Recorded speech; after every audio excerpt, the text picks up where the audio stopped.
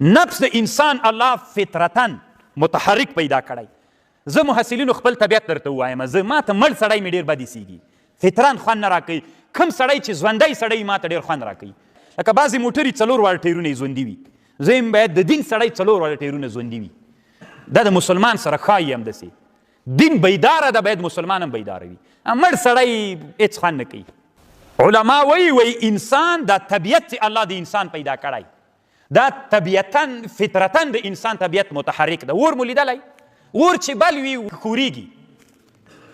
د اور طبیعت شی ده ښورېدل که نه. هر اور چې ده هغه څنګه وي؟ ښوري چې لمبه ورسره وي. دا نفس د انسان هم الله طبیعتن متحرک پیدا کړی. کله چې د انسان ډېر ښوري، انسان د خپل نفس په تقاضا باندې متحرک سي، دا انسان بیا ډېر څوک خوشحاله ګورئ. تاسې فکر وکړئ متحرک سس سړی ډېر غمجن وي که متحرک سړی ډېر غمجن وي؟